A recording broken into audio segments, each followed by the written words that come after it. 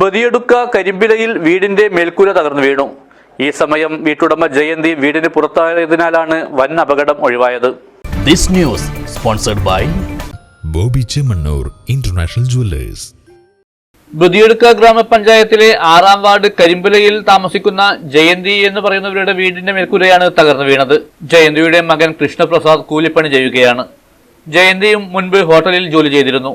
വീട് തകർന്നു വീഴുമ്പോൾ ജയന്തി വീടിന്റെ പുറത്തായതിനാലാണ് ഭാഗ്യം കൊണ്ട് രക്ഷപ്പെട്ടത്. മേൽക്കൂര മുഴുവനും തകർന്നു വീഴുകയായിരുന്നു. രാവിലെ ഈ വീടിന്റെ മേൽക്കൂര തകർന്നു വീണതാണ്. ഭാഗ്യം കൊണ്ട് ഈ ജയന്തി എന്ന് പറയുന്ന അമ്മയുടേതാണ് വീട്. ഈ അമ്മ ഈ വീടിന്റെ പുറത്തുണ്ടായത് കൊണ്ട് ഭാഗ്യം കൊണ്ട് രക്ഷപ്പെട്ടു. ഇത് 10-15 വർഷം മുമ്പ് ബദിയടുക്ക ഗ്രാമപഞ്ചായത്ത് നൽകിയ വീടാണ്. അമ്മക്ക് ഒരേ മകനാണുള്ളത്, കൃഷ്ണപ്രസാദ് എന്ന് പറയുന്നത്. ആ മകൻ രാവിലെ ടൗണിൽ പോയിരുന്നു ബദിയടുക്ക. തൊട്ടടുത്തുള്ളവരെല്ലാം വന്ന് നോക്കുമ്പോഴൊക്കെയാണ് ഈ സ്ഥിതി കണ്ടത് ഇവിടെ. അതായത് ഈ അമ്മ ഭാഗ്യം കൊണ്ടാണ് ഇന്ന് രാവിലെ രക്ഷപ്പെട്ടത്.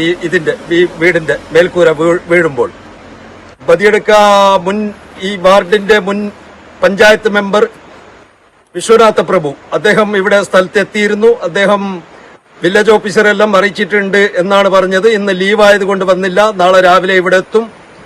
വേണ്ടപ്പെട്ട നടപടി സ്വീകരിച്ചു കൊടുക്കണമെന്നാണ് എനിക്ക് വില്ലേജ് ഓഫീസറോടും പഞ്ചായത്ത് അധികൃതരോടും പറയാനുള്ളത്.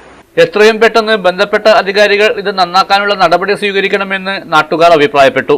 15 വർഷം മുമ്പ് പഞ്ചായത്ത് നൽകിയ വീടാണ് ഇപ്പോൾ തകർന്നു വീണത്. News bureau, Uppala.